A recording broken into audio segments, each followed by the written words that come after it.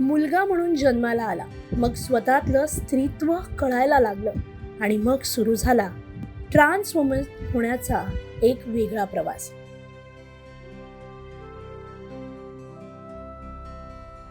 हा प्रवास म्हणशील तर खूपच वेदनामयी आणि दुःखदायी असं म्हणशील तर आहे. स्ट्रगलफुल आहेच तो. शुअर. कारण ह्या प्रवासामध्ये कोणाचीही साथ नव्हती.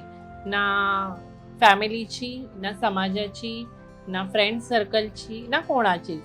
फक्त मला एक ध्येय दिसत होतं की मला काहीतरी करायचं आहे आयुष्यामध्ये. अर्थातच हा प्रवास सोपा नक्कीच नव्हता. या कुटुंबाने सुद्धा साथ दिली नाही, कुटुंबाने सुद्धा नकारलं.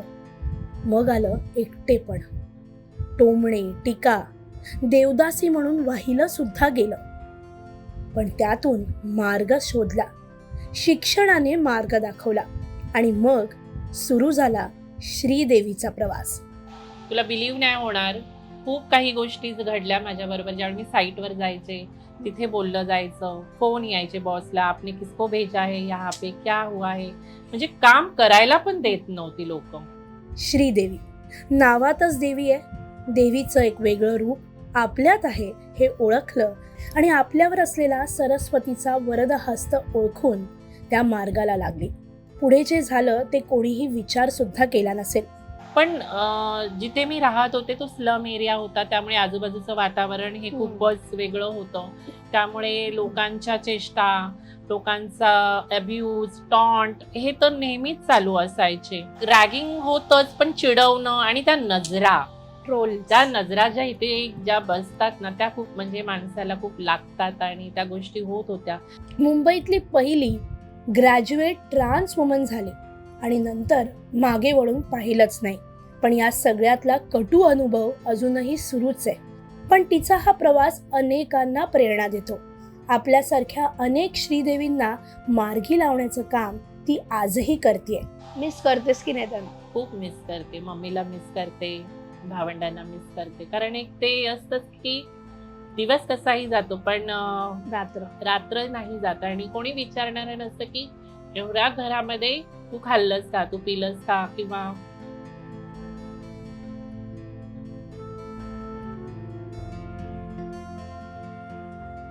ग्रॅज्युएशन नंतर पहिली वहिली ट्रान्स शिक्षिका सुद्धा ती झाली आणि यातून अनेकांना घडवलं. आजही तिचा हा प्रवास सुरूच आहे. पण याआधी आलेले कटू अनुभव गाठीशी बांधून जेव्हा पुढे जाते तेव्हा नेमकं काय असेल मनात? तुमचं जसं रक्त आहे तसंच माझं रक्त आहे, तुमची जशी हाडं आहेत तशीच माझं, आणि एक छोटंसं हृदय पण आहे. ते दगडाचं नाहीये, ते एक जिवंत माणसाचं आहे. आणि कुठेतरी रिकामापणा वाटतो, कुठेतरी उणीव भासते की कोणी नाहीये आणि मी एकटी आहे. पण श्रीदेवी मधल्या देवीच्या या रूपाला सुद्धा भेटायला हवं. चला भेटूयात.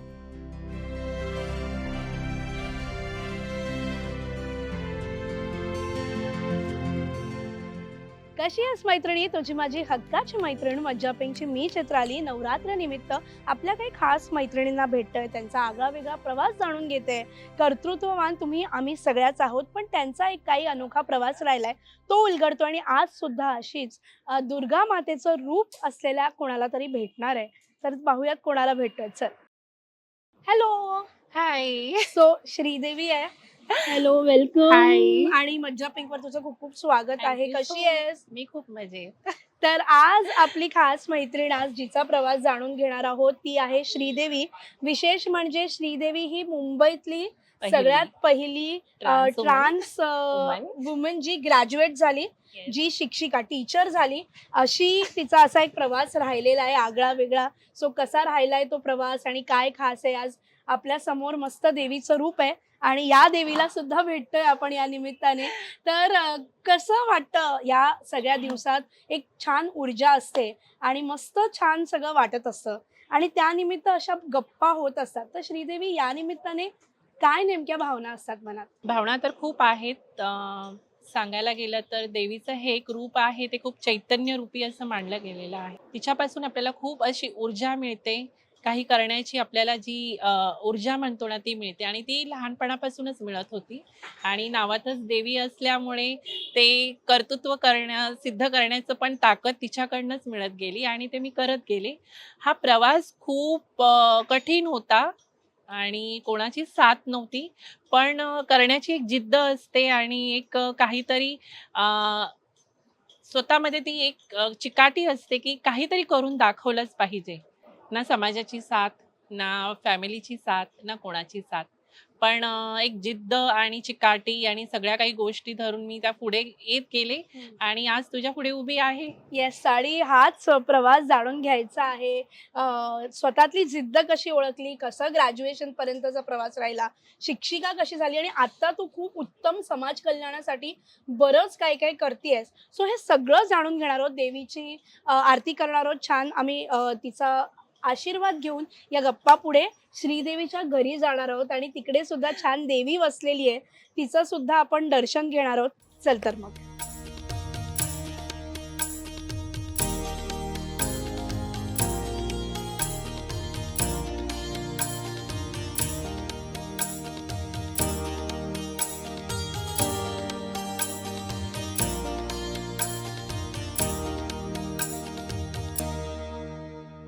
श्रीदेवीला भेटलो, देवीचं तिच्या घरातलं देवीचं रूप पाहिलं आणि छान यल्लम्मा देवीचं रूप इतकं सुंदर आहे तिच्या घरातलं, की डोळ्यात भरून घ्यावंसं वाटतं.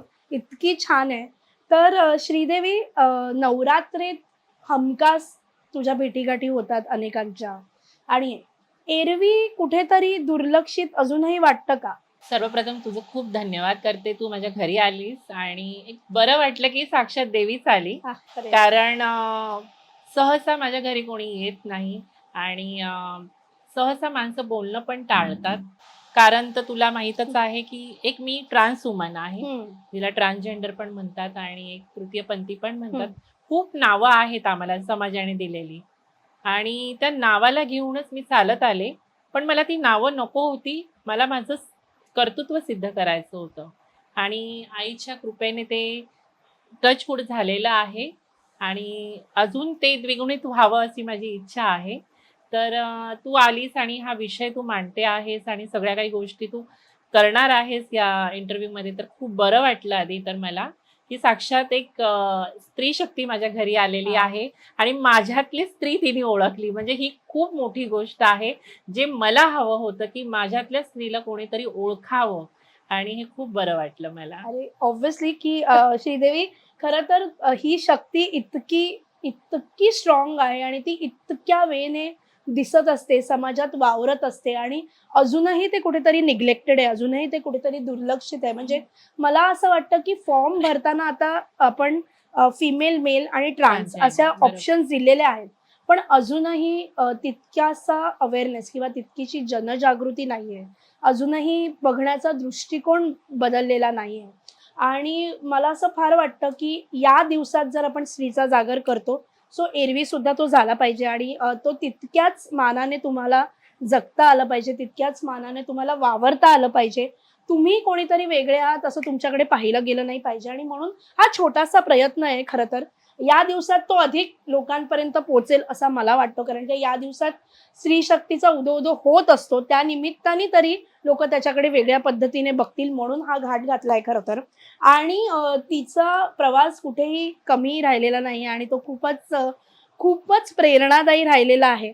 अ, पहिली मुंबईमधली ट्रान्स वुमन जी ग्रॅज्युएट झाली, जी शिक्षिका बनली आणि आता तिचा प्रवास. सो कसा सुरू झाला हा प्रवास? आय एम शुअर खूप अडचणी आल्या असतील. फॅमिलीची अडचण ही असतेच असते. कधी तुला कळलं की तुझ्यातली ही स्त्री आहे, तिला बाहेर काढावं? ते येईपर्यंतचा कसा राहिला होता प्रवास आणि मग पुढे ग्रॅज्युएशन टू शिक्षिका कसं राहिलं सगळं? हा प्रवास म्हणशील तर खूपच वेदनामयी आणि दुःखदायी असं म्हणशील तर आहे. स्ट्रगलफुल आहेच तो. I am sure. कारण ह्या प्रवासामध्ये कोणाचीही साथ नव्हती. ना फॅमिलीची, ना समाजाची, ना फ्रेंड सर्कलची, ना कोणाचीच. फक्त मला एक ध्येय दिसत होतं, की मला काहीतरी करायचं आहे आयुष्यामध्ये. कारण लहानपणापासूनच माझं जे वेगळंपण होतं ते सर्वांना जाणवू लागलं होतं. आणि त्याच्यामुळे मग तो प्रवास एक चालू झाला. पण जिथे मी राहत होते तो स्लम एरिया होता, त्यामुळे आजूबाजूचं वातावरण हे खूपच वेगळं होतं. त्यामुळे लोकांच्या चेष्टा, लोकांचा अब्यूज, टॉन्ट हे तर नेहमीच चालू असायचे. त्याच्यामध्ये भर घातली गेली की घरच्यांची, की घरच्यांना थोडंसं वेगळं वाटू लागलं, की काहीतरी हे ॲबनॉर्मल आहे. त्याच्यामुळे त्यांनी मग एक देवदासी, कारण मी एक स्वतः सीमावर्ती भागातली असल्यामुळे अच्छा. तिथे यल्लम्मा देवीच्या देवदासी हा, ही प्रथा खूप हजारो वर्षापासून आहे. म्हणजे ते देवीला दान केलं देवीला जातं. एक दान केलं जातं आणि त्यानंतर तो त्या मुलीचा किंवा त्या एका ट्रान्सजेंडर मुलीचा तो प्रवास सुरू जातो. तो प्रवास मी माझ्या डोळ्यांनी बघितला अक्षरशः आणि मला कुठेतरी ते खटकलं, की नाही, तुम्ही एका बाजूने त्या देवीची उपासना करता आणि दुसऱ्या बाजूला त्या मुलीची किंवा त्या ट्रान्सजेंडर वुमनची तुम्ही थट्टा करता आणि तिचं शोषण करता. ह्या गोष्टी मला लहानपणापासूनच क्लिक झाला. त्याला म्हणणं गेलं, की माझी शार्प जी बुद्धी आहे किंवा माझं विचार करणं आहे किंवा माझं ऑब्झर्वेशन आहे हे लहानपणापासूनच स्ट्रॉंग होतं. त्याच्यामुळे मी ह्या सगळ्या गोष्टी बघत गेले आणि त्यातून बाहेर पडण्याचा प्रयत्न पहिल्यांदा सुरुवात केली. खूप खूप काही म्हणजे सोसलं त्या देवदासी सिस्टममध्ये लहानपणी. पण बाहेर कशी आली ती मला माहीत होतं. ज्यावेळी मला हळद लागत होती, ज्यावेळी माझं लग्न लागत होतं, त्यावेळी मलाच कळत नव्हतं, की माझं हे काय काय चालू वय आहे. होतं साधारणतः? मला वाटतं मी असेन 12वी किंवा 11वी मध्ये असेल त्यावेळी. तर म्हणजे खूपच teenager almost. Teenager, almost teenager. आणि त्याच्या आधीचा प्रवास होता तो तर खूपच भयानक होता. कारण तुला सांगितल्याप्रमाणे घरच्यांची साथ नाही आणि सर्व काही गोष्टी टॉन्ट, कधी-कधी अब्यूज पण व्हायचा आणि त्या गोष्टी सहन करायच्या. कोणाकडे बोलू शकत नव्हते, कोणाकडे ते काही सांगू शकत नव्हते. ती एक भीती होती. आणि घरचं वातावरण हे एक मिडल क्लास फॅमिली, वडिलांचं म्हणजे ड्रिंक्स, व्यसन आणि लहान भावंड, आईचा आजारपण, ह्या गोष्टीमध्ये कुठेतरी मी गुरफटत होते आणि कोणाला सांगू शकत नव्हते. कारण घरात मोठी असल्यामुळे ते मला सहन करून त्यांना पण एक ताकद द्यायची होती. त्याच्यामुळे किती भावंड आहेत तुला? माझ्या पाठी मला 3 भाऊ आहेत. ओके. माझे सो मम्मी तुम्ही, पप्पा. अच्छा, तुम्ही सगळे भावंड होतात हो, हो, आणि हो, मग हो. त्यातून तुझं बाहेर येणं, येणं हे म्हणजे हे सगळे भाऊ असताना ते बाहेर येणं वुड हॅव बीन व्हेरी खूप डिफिकल्ट. खूप. कारण आपण इंडियामध्ये म्हणजे आपण भारतामध्ये राहतो तर तुला माहीतच असेल, की ही पुरुष प्रधान संस्कृती खूप जपली जाते. आणि पुरुषाचा एक इगो असतो, की बाई तर त्याला म्हणजे एक स्वतःचं असं पायपुसणंच कधी-कधी वाटतं. म्हणजे आता तर नाही, पण एक मा मा होतं. एक काही एक वेळ होती. कल्पना आहे, वेळ हो. आहे, कल्पना आहे. अजूनही काही ठिकाणी हां, आहे. होतच हो, ते. आहेच येस. आहे. आणि ते आणि फार व्होकल असायला येस. पाहिजे. ते आपण ऐकतो, बोलतो, बातम्यांमध्ये बरोबर. सुद्धा ऐकतो. तर तर असं मूल जन्माला येणं, की ज्यामध्ये स्त्रीत्व पण आहे आणि पुरुषत्व पण आहे आणि असं मूल ॲक्सेप्ट करणं भावंडांनी, वडिलांनी हे खूप कठीण होतं त्यांना. आणि त्याच्या बहिणी नव्हत्या मुळात तुला. बहिणी सगळी नव्हत्या, भाऊ भाऊ भाऊ होते. होते. त्यामुळे ते अजून कठीण खूप, गेलं खूप, असणार आहे, आय एम खूप शुअर. खूप डिफिकल्ट गेलं आणि त्याच्यानंतर तो प्रवास सुरू होता माझा. त्याच्यामध्येच मला तू म्हणशील, की एक वेड लागलं होतं ते शिक्षणाचं. जे आता माझ्या नावातच देवी आहे, जे आपण 9 देवींची उपासना करतो. पण मी सरस्वतीची उपासना सुरू वाह! केली आणि मी त्या स्लम एरियामध्येच बालवाडी खोलली. ओह! मी ज्यावेळी 8वी होते, त्यावेळेपासूनच ते ट्युशन्स अच्छा. आणि ते बालवाडी अशा सगळ्या गोष्टी मी खोलत गेले. त्याच्यामागे पण एक कारण होतं, कारण मला शिक्षणासाठी पैसा नव्हता मिळत. अच्छा. त्याच्यामुळे मी कसं शिक्षण करायचं हे मलाच कळत नव्हतं आणि मी एक वेगळ्या वाईट मार्गाला जाण्यापेक्षा मी एक हा मार्ग वाह! निवडला आणि मग त्या मुलांच्या ट्युशनच्या ज्या फीज होत्या, त्या फीज घेऊन मी माझं शिक्षण कंप्लीट केलं. 8वी, आहा! 9वी, 10वी म्हणजे शिक्षणातून आलेला पैसा शिक्षणाला. शिक्षणासाठी वापरला गेला. हे किती छान आहे. आणि 10वीला चांगले पर्सेंटेज मिळाले आणि डॉक्टर बनण्याचं खूप माझं स्वप्न होतं. पण ते पूर्णत्वात नाही गेलं, पण शिकत राहिले. मी छबिलदासची स्टुडंट, अच्छा. त्याच्यानंतर कीर्ती कॉलेजची मी स्टुडंट. वाह! त्याच्यामुळे 11वी, 12वी सायन्स तिथे केलं मी. त्याच्यानंतर मग हा जो देवदासीचा प्रकार होता तो तर चालूच होता एका बाजूने. समाजाकडून येणारे टोमणे, अब्यूज होणं, घरातनी दुर्लक्ष, घरातनं बोलणं, कधी-कधी जेवण पण नाही मिळणं. ह्या सगळ्या गोष्टी सहन करता, करता, करता मी पुढे आले आणि त्याच्यानंतर तो देवदासी बनण्याचा जी प्रथा होती, ती कुठेतरी मी पण ऍक्सेप्ट केली, कारण ते सर्व लहानपणापासून बघणं आणि ते मी म्हटलं की आता माझं हेच जीवन आहे. आणि एवढी डिप्रेशनमध्ये मी गेले, की स्वतः स्ट्रॉंग होते पण मी डिप्रेशनमध्ये गेले आणि तो प्रकार मी म्हणजे एक स्वीकारला, एक देवाची सेवा म्हणून. पण जेव्हा मी त्यामध्ये पूर्णत्व उतरले, तेव्हा मला त्या सगळ्या गोष्टी कळल्या, की काही गोष्टी खूपच देव देवाच्या जागी असतो. पण देवाबरोबर जोडलेल्या ज्या तुमच्या कुप्रथा आहेत, त्या खूप वाईट आहेत. कारण अजूनही कोल्हापूर, सांगली, मिरज, कर्नाटका, आंध्र प्रदेश इथे मुलींना सोडलं जातं. ट्रान्स वुमनना सोडलं जातं आणि त्यांना तुम्ही फक्त देवीच्या नावाला एका विशिष्ट म्हणजे दिवस असतो त्यावेळी त्यांची पूजा केली जाते, मात्र त्यांना आयुष्यभर हे त्यांचं लैंगिक शोषण केलं जातं. म्हणजे त्यांना भोगलं जातं बेसिकली आणि त्याच्यासाठी त्यांना तीच ती देवदासी, ती देवभोगी होते. आणि ह्या सगळ्या गोष्टी बघता बघता मला कुठेतरी विचार करण्याची शक्ती तर होतीच. माता सरस्वती माझ्या डोक्यात होती आणि ते मी पुन्हा त्यातून बाहेर निघण्याचा प्रयत्न केला आणि मी बाहेर पडले. मला माझ्या गुरूंची साथ मिळाली खूप. आज माझे गुरु नाही आहेत ह्याच्यामध्ये, पण गुरूंनी मला सांगितलेलं, की गुरु म्हणाले, की "तू जर त्या समाजात गेली तर ते लोकं तुला काय म्हणतात ते नोच नोच के खाएंगे" असं बोलले. कारण त्यांनी ते भोगलं होतं. बरोबर. पण मी म्हटलं, जर आपणच नाही प्रयत्न केला तर काय होणार आहे या समाजाचा आणि या सगळ्या गोष्टीचा. आणि मग मी परत घरी आले आणि मग तो माझा प्रवास सुरू झाला. आणि मग मी शिक्षण माझं ते 12वी पर्यंतच करून मी डिझायनिंग फील्डमध्ये गेले. ओके. आणि इंटिरियर डिझायनिंग माझं आर्किटेक्चर कॉलेजमध्ये सुरू वाह! झालं आणि मी एक qualified interior designer pass out झाले. वाह! आणि त्याच्यानंतर पण हा प्रवास खूप म्हणजे खूप असा म्हणजे काय म्हणशील स्ट्रगलफुल होता, कारण कॉलेजमध्ये जाणं, तिथले पण टॉन्ट्स, तिथल्या सगळ्या तिथलंही गोष्टी. रॅगिंग वगैरे असं काही झालं? रॅगिंग म्हणशील तर एक रॅगिंग होतच, पण चिडवणं आणि त्या ट्रोल्स. नजरा ज्या इथे ज्या बसतात ना, त्या खूप म्हणजे माणसाला खूप लागतात आणि त्या गोष्टी होत होत्या. त्यातून शिक्षण पूर्ण करणं, त्यातनं कोर्स कंप्लीट करणं. आणि ज्यावेळी मी बाहेर पडले, त्यावेळी मला इंटर्नशिपसाठी कोणी घेत नव्हतं. हो. कारण व्होकेशनल कोर्सला इंटर्नशिप एक्झॅक्टली. करणं खूप गरज असते. तर त्यावेळी मला खूप म्हणजे खूप स्ट्रगल झाली मला, म्हणजे आर्किटेक्चर फॉर्ममध्ये इंटर्नशिप इंटर्नशिप. करण्यासाठी. कारण लोकं माझ्या लुक्सला जज करायचे, माझ्या आवाजाला जज करायचे, माझ्या जेंडरला जज करायचे, पण माझ्या डिझायनिंग पोर्टफोलिओला कोणी जज केलं नाही. पण देवाच्या कृपेने म्हणतात, की आपलं बळ, आपलं आपलं म्हणजे स्ट्रगल असतं किंवा आपले प्रयत्न असतात, हे चालूच असतात आणि तिथे कुठेतरी परमेश्वर उभा असतो. आणि असेच मला एक जे स्कूल ऑफ आर्किटेक्चरचे जे आर्किटेक्ट भेटले आणि वाह! त्यांच्या इथे मी कामाला लागले आणि तो माझा डिझायनिंगचा प्रवास सुरू झाला. आणि त्याच्यानंतर खूप नाव कमवलं. तेव्हा घरच्यांचं काय रिएक्शन होतं? तेव्हा तरी काही एक्सेप्टन्स नाही, होता एक्सेप्टन्स म्हणजे किंवा तेवढ्या पुरता प्राउड होता. फीलिंग किंवा नाही, काय नाही, जी असं काही काहीच? नाही, काही नव्हतं. तू करते तुझं तू करते, बस हेच होतं. त्याच्यानंतर मग जो डिझायनिंगचा फील्ड झाला, तिथे मला मला सिद्ध करून दाखवायचं होतं आणि ते मी सिद्ध केलं.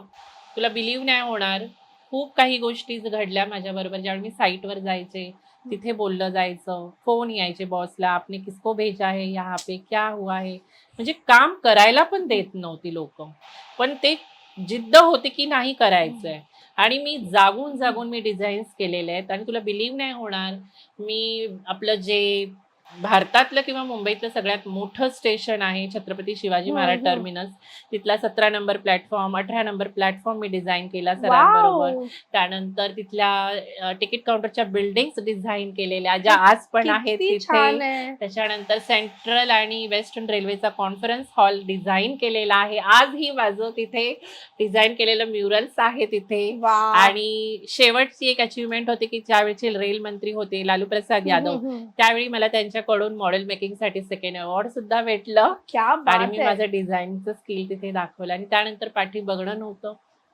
पुढे केलेच आणि स्वतःचं मग मी स्वतः एक चालू केलं, स्वतःच फ्रीलान्सिंग. आणि त्याच्यानंतर खूप काही अशा गोष्टी शिकत गेले, की ज्या मला आवडायच्या. कारण मी आयुष्यात असं ठरवलं होतं, की जे मला आवडतं ते मी करणार. बरोबर. आणि मग मी त्याच्यानंतर शिवाजी मंदिरमध्ये पाय ठेवला आणि तिथे मेकअपचे धडे घेतले. जिथे वृंदावन होतं, आमचे अबूदादा होते नाटकांमध्ये मेकअप करायचे, त्यांच्याकडे मी केलं. त्याच्यामुळे नाटकं बॉलिवूड फॅशन शो, सिरियल, हो. त्याच्यामध्ये मेकअप आर्टिस्ट म्हणून काम केलं. त्याच्यानंतर 2009 ला एक टर्न झालं, मी ह्युमन राईट्सशी जॉईन झाले. ओके. ह्युमन राईट ऑर्गनायझेशननी मला महाबळेश्वरला कॉन्फरन्सला बोलवलं होतं ओके. आणि त्यावेळी मी तिथे गेले आणि मला तिथे जे फिमेल्सवर अत्याचार होतात, म्हणजे स्त्रियांवर जे अत्याचार होतात त्याच्याविषयी मला बोलायचं होतं. आणि तिथे आम्हाला 4 ट्रान्स वुमनला बोलवलं होतं.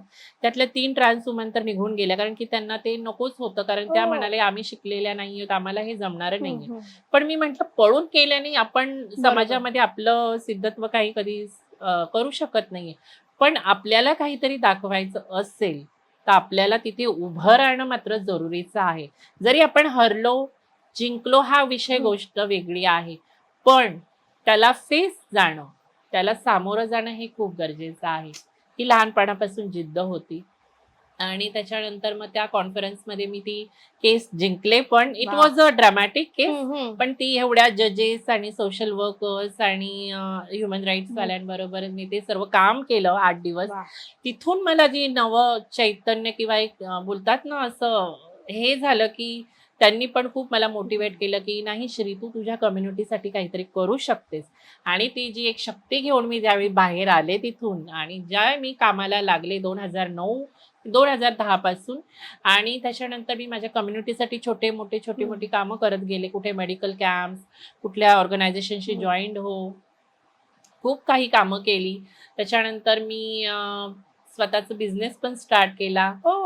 तिथे मी माझा बिझनेस स्टार्ट केला. त्याच्यानंतर ते करता करता मग मी खूप काही ऑर्गनायझेशनशी म्हणजे जोडले गेले आणि मग मी एड्स आणि टीबी वरती पण काम केलं. मी रेड लाईट एरियामध्ये पण काम केलं 2 वर्ष दीदींबरोबर आणि त्यांच्या वेदना काय असतात ह्या जाणून घेतल्या. अशा खूप काही वेगवेगळ्या गोष्टी करता करता करता मग मी हँडिकॅप लोकांबरोबर काम सुरू केलं, ब्लाइंड मुलांबरोबर काम सुरू केलं आणि मग त्याच्यानंतर शिक्षणाची ओढ पुन्हा निर्माण झाली. आणि तो एक क्षण होता, की मी युनिव्हर्सिटीमध्ये जाणं आणि 2014 मध्ये फॉर्म भरणं आणि तो कॉलम येणं आणि स्वतःला विचारणं, की तू कोण आहेस? ओके. तर मी विचार केला, जर तू स्वतःला नाही स्वीकारलंस तर लोक का तुला स्वीकारतील? एक्झॅक्टली. आणि त्यावर मी टिक मार्क केली. ओके. तिथे ट्रान्सजेंडर ऑप्शन पहिल्यांदाच आलेला होता. आणि मला माहित नव्हतं की ही मोठी गोष्ट होईल म्हणून. आणि नंतर पास आउट झाल्यानंतर ते सर्व काही मीडिया असेल, पत्रकार असतील, सर्व काही आले आणि माझे इंटरव्ह्यू सुरू झाले. तर मी स्वतःच घाबरले की हे काय आहे? मग त्यांनी रिसर्च करून असं बघितलं होतं की मी मुंबई युनिव्हर्सिटीतली पहिली ट्रान्स वुमन ग्रॅज्युएट झाली होते. आणि तो एक आनंद पण होता आणि कुठेतरी दुःख होतं की एवढ्या वर्षामध्ये आम्ही इथे उभे आहोत. पण ठीक आहे, बोलतात ना की उशिरा का होईना पण एक सुरुवात झाली होती आणि तो एक पाऊल झालं पुढे. त्याच्यानंतर मी आता जिथे काम करते मी as a head project coordinator म्हणून काम करते. Saint Mar Thoma organisation which is a Navodaya movement, internationally transgender साठी काम करते. एनजीओ आहे. It is a Kerala based NGO. आणि त्यांनी मला अप्रोच केला की तुम्हाला शिक्षिका बनण्याला आवडेल का, जर तुम्हाला संधी दिली तर. तर मी म्हटलं जर समाजाने संधी दिली तर मी त्याचं सोनं करेलच. आणि मुलांना तर मी शिकवतच होते लहानपणापासून, त्यामुळे ते शिकवणं आणि बोलणं आणि मुलांबरोबर राहणं हे होतं माझ्या बरोबर. आणि ती पण एक पाऊल मी ते काय बोलतात हे केलं आणि पहिली शिक्षिका पण ऑफिशियली झाली मुंबईची आणि मुलांना शिकवत होते. मी सेंट मारा थॉमा मालाड ईस्ट मध्ये पठाणवाडीमध्ये मुलांना शिकवत होते. आणि त्याच्यानंतर मी करोनामध्ये ऑनलाईन शिकवत होते. त्याच्यानंतर सिंधू एज्युकेशन सोसायटी उल्हासनगर 4 शाळांमध्ये मी शिकवत होते. तर असा माझा शिक्षिकेचा प्रवास होता. त्यानंतर पुन्हा मला थोडंफार समाजसेवेमध्ये पुन्हा यावंसं वाटलं, म्हणून मी तिथे सर्व ते थांबवलं शिक्षणाचं आणि मी पुन्हा कम्युनिटीसाठी काम करण्यासाठी या रुरल एरियामध्ये म्हणजे शहाड, डोंबिवली किंवा ह्या पुढचे जे भाग आहेत, मुरबाड म्हणा किंवा उल्हासनगर म्हणा, इथले जे ट्रान्सजेंडर्स आहेत, कारण ट्रान्सजेंडर्स कम्युनिटी ह्या इथे राहतात, त्यांचं जीवन खूप वेगळं आहे आणि मुंबईमध्ये कॉस्मोपॉलिटन हे खूप वेगळं आहे. त्याच्यामुळे इथल्या ट्रान्स लोकांसाठी काम करणं खूप महत्वाचं होतं, कारण त्यांचं राहणीमान खूप खालवलेलं आहे. ओके. त्यांना काही शिक्षणाचं म्हणजे काहीच माहित नाहीये, Awareness पण नसेल. अवेअरनेसच नाहीये. बरोबर. त्याच्यामुळे मग मी ठरवलं आणि आज 3 वर्ष झालं मी त्यांच्यासाठी एक काम करते आणि त्याच्यासाठी तू इथे ह्याच इथे भागात मी येऊन आले. राहतेस आणि इथे राहते, एकटीच राहतेस एकटीच राहते. अजूनही फॅमिलीचं एक्सेप्टन्स नाही आता म्हणायला गेलं थोडंफार आहे एक्सेप्टन्स, ओके थोडंफार आहे. बघूया पूर्णत्वास कधी जाईल ते. मिस करतेस की नाही त्यांना खूप मिस करते, मम्मीला मिस करते, भावंडांना मिस करते. कारण एक ते असतंच की दिवस कसाही जातो पण रात्र रात्र नाही जात आणि कोणी विचारणारं नसतं की एवढ्या घरामध्ये तू खाल्लंस का, तू पिलंस का, किंवा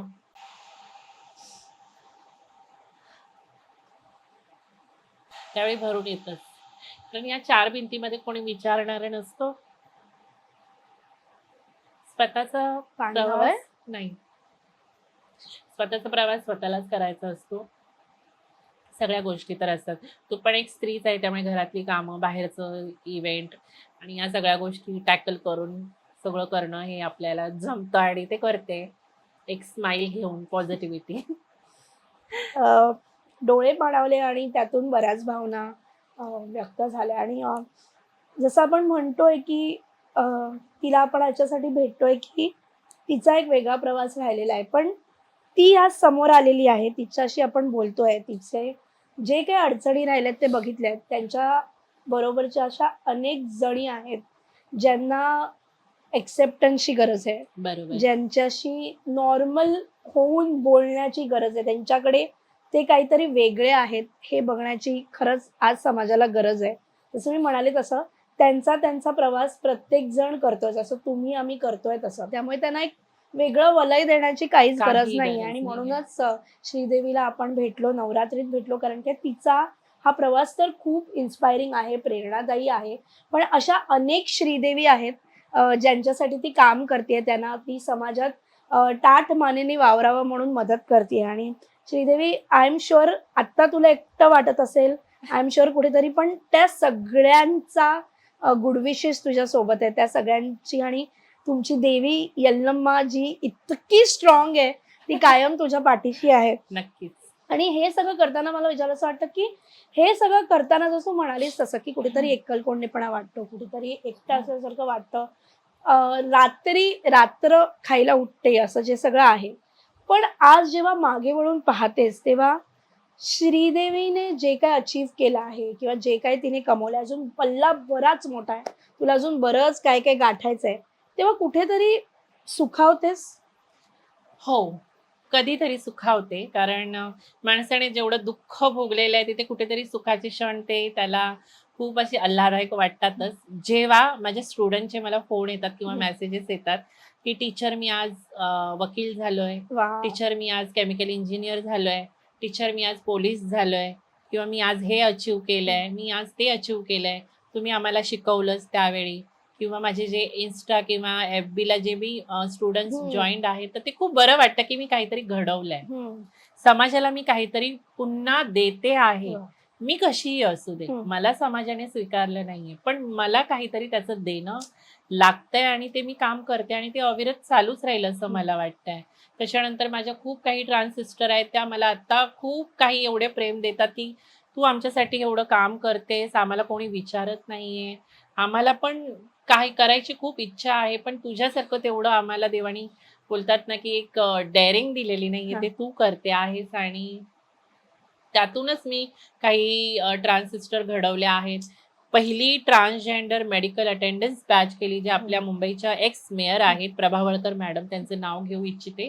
CS सेंटर बँड्रावरून त्यांनी आम्हाला ह्याच्यासाठी खूप मेहनत केली आणि ती महाराष्ट्रातली पहिली बॅच आम्ही निर्माण केली. वा. ट्रान्सजेंडर लोकांना सेक्स वर्क आणि पेगिंग मधून बाहेर काढून त्यांना अच्छा. ट्रेनिंग देऊन त्यांना हॉस्पिटलमध्ये जॉब देणं. वा हे त्याच्यानंतर किती छान काहींना आहे. नर्सिंगचं पण आता मी प्रशिक्षणासाठी म्हणजे मोटिवेट करत आहे. तर त्या नर्सेस पण होतील आता. त्याच्यानंतर खूप काही जणींना ब्युटी आणि मेकअपमध्ये इंटरेस्ट आहे. तर आमचे वर्कशॉप चालू आहेत आणि खूप काही अशा गोष्टी चालू आहेत NGO बरोबर. त्यानंतर मेडिकल कॅम्प्स असतील. रेशनचा इश्यू असतो, कारण काहींना रेशन मिळतं, काहींना रेशन नाही मिळत. त्यामुळे रेशन डिस्ट्रीब्युशनचे प्रोग्राम्स चालू असतात.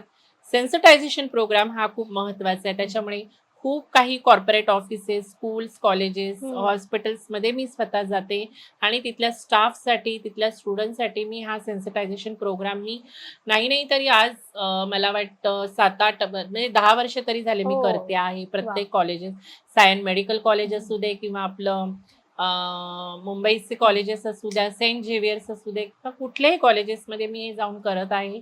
आणि ते अजूनही कालच माझा प्रोग्राम होता मालाडला आणि तिथे मी सेशन करून आले. तर ह्या सगळ्या गोष्टी अशा चालू आहेत आणि हेच कुठेतरी सुखावतं आणि बघून बरं वाटतं, की मी जे काही थोडं प्रमाणात करते आहे, तर तिथे कुठेतरी मला एक बरं वाटतं. एक्सेप्टन्स थोडंफार होतंय. तुझा एवढा छान प्रवास आहे. तू लोकांसाठी तुमच्या कम्युनिटीमध्ये सुद्धा इतकं छान काम करतेय. सगळं आहे. आता पुढे काय? श्रीदेवीला अजून पुढे काय प्लॅन्स आहेत श्रीदेवीचे?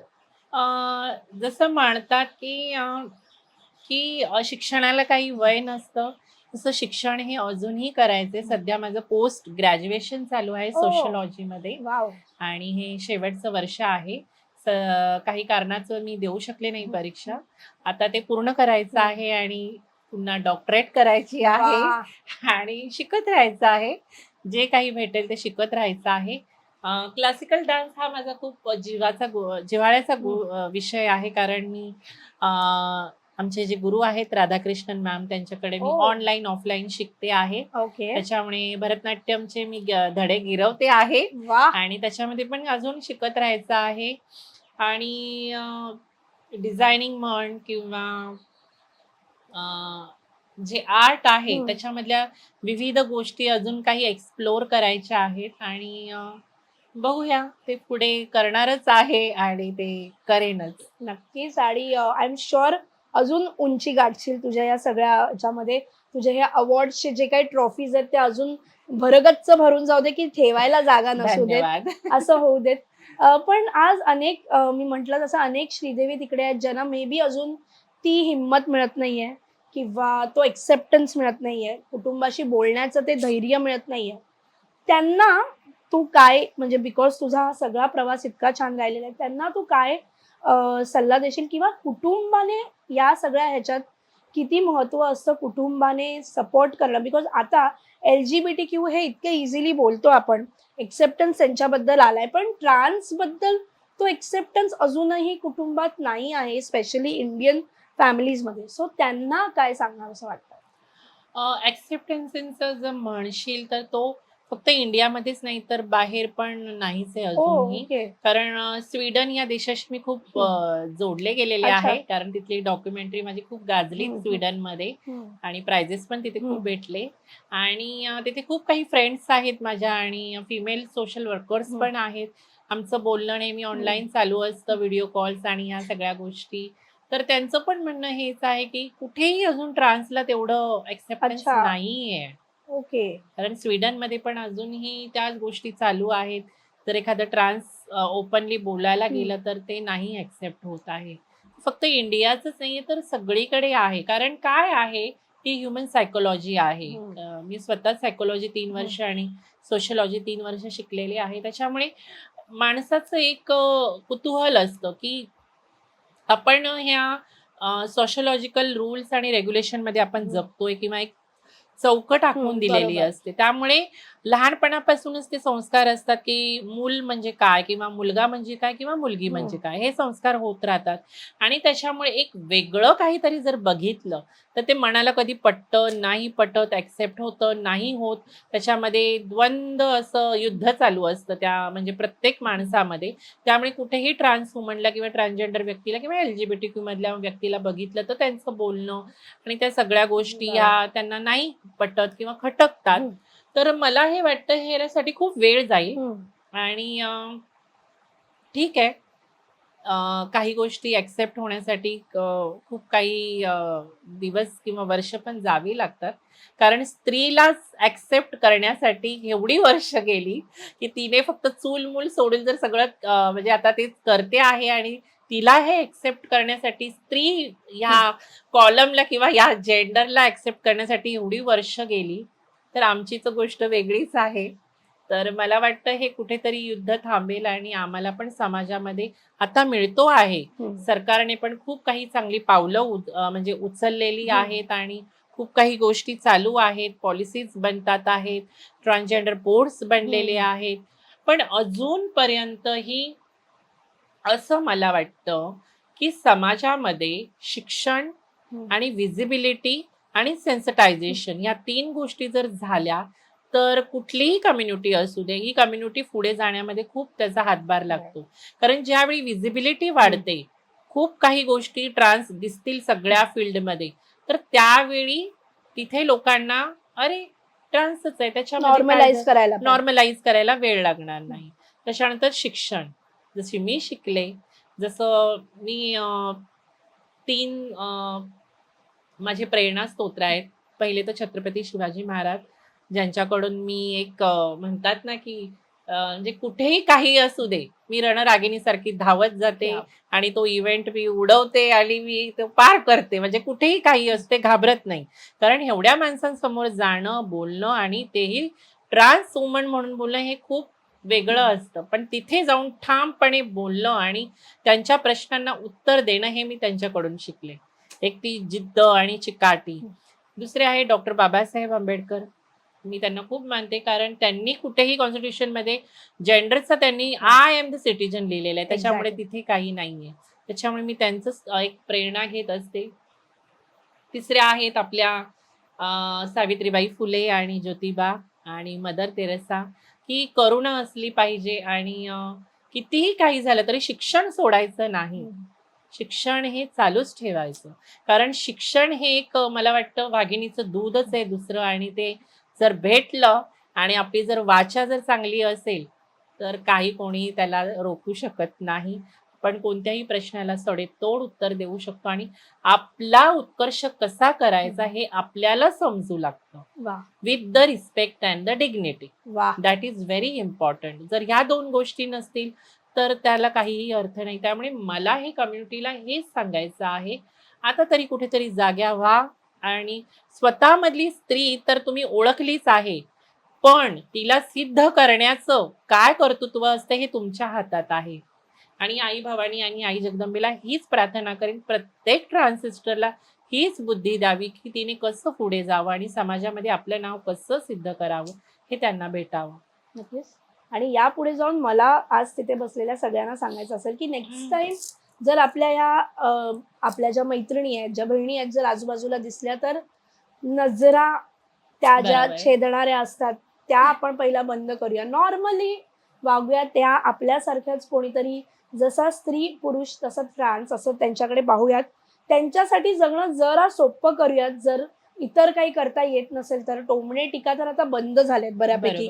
पण त्यांचा एक्सेप्टन्स, त्यांना नॉर्मल वागवणं हे जरी जमलं, त्यांच्यासाठी कुठेही सहानुभूती किंवा कुठेही दया हे न ठेवता नॉर्मलाइज करूयात. त्यांना आपल्यातलं एक आहे हे फील करून देऊयात. एवढं तरी आपण करूच शकतो.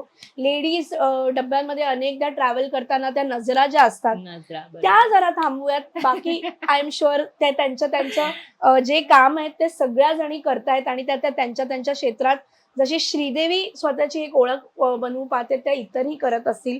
श्रीदेवी, खूप मस्त वाटलं आज तुला भेटून आणि मी तरी खूप प्रेरणा घेऊन माझ्या शिदोरीत मी जाणार आहे आणि तुझ्यासारख्या अनेकींनी पुढे यावं, अनेकींनी काहीतरी समाजाला देणं लागतं. ज्या समाजाने तुम्हाला दुर्लक्षित ठेवलंय तरीही त्या समाजात वावरतेस आणि इतक्या दिमागदार पद्धतीत वावरतेस, त्यासाठी तुला सलाम. आणि असंच छान छान काम करत राहा. अशीच मस्त मस्त तुझी झेप होऊ दे. तुला पुन्हा पुन्हा भेटण्याचा योग येऊ दे. नवरात्र निमित्त गाजावाजा होतो, इतरही दिवशी तसाच गाजावाजा होऊ देत. आज मी एरवी ना प्रत्येक मैत्रिणीला किंवा जिला कोणा भेटते तिला सांगते, की समोर बसलेल्या मैत्रिणींना काहीतरी सांग किंवा काय. आज मी तुझ्या बाबतीत ते करणार नाहीये. आज मी हा समोरचा कॅमेरा तुझा कुटुंब आहे आणि अनेक वर्ष, अनेक दिवस त्यांना बरंच काही मनात साठलं असेल, बोलायचं असेल. समोर ती भावंड आहेत, तुझे आई वडील आहेत आणि त्यांना बरंच काही मनातलं सांगायचं आहे आज श्रीदेवीला. त्याची ही संधी आहे तुझ्यासाठी. ते बघत असतील नसतील बघत मला माहिती नाहीये, पण आपण असं होप करूया की ते बघतायत त्यांना श्रीदेवीला जे सांगायचं ते सांग. हा क्षण ज्यावेळी बोलतेस ना, म्हणजे मी कुठेही काहीही बोलू शकते आणि कुठेही मी भाषण ठोकू शकते. पण ज्यावेळी कुटुंबाचा किंवा आईचा किंवा इतर अशा जे भावनिक गोष्टी येतात त्यावेळी मन एकदम हळवं होतं. कारण ते आहेच. ते साहजिकच आहे. कारण मी पण एक हाडामासाचीच बनलेली आहे. तुमचं जसं रक्त आहे तसंच माझं रक्त आहे. तुमची जशी हाडं आहेत तशीच माझं आहे आणि एक छोटंसं हृदय पण आहे. ते दगडाचं नाहीये. ते एक जिवंत माणसाचं आहे आणि कुठेतरी रिकामापणा वाटतो. कुठेतरी उणीव भासते, की कोणी नाहीये आणि मी एकटी आहे. पण इट्स ओके. पुढे जायचंय आणि काही जणींना प्रवास एकटीने करावा लागतो. कोणाची साथ नसते आणि ठीक आहे. जर खरंच मी त्यांना खूप मिस करते. कधी-कधी जाते मी आणि पण अजूनपर्यंत कोणी म्हणजे माझ्या घरापर्यंत एवढे भेटायला आलेले नाहीयेत अजून पण. मम्मी एकदा दोनदाच घेऊन गेली आहे. तर बरं वाटेल की मला मिठीत घेतलं तर. आ, आ, त्या मिठीची श्रीदेवी वाट पाहते आणि आय डोंट नो तुम्ही ऐकताय की नाही, पण आम्ही इतके प्राऊड आहोत तिच्याबद्दल. तुम्ही तर तिचे कुटुंब आहात, तुम्ही का नाही प्राऊड असू शकत?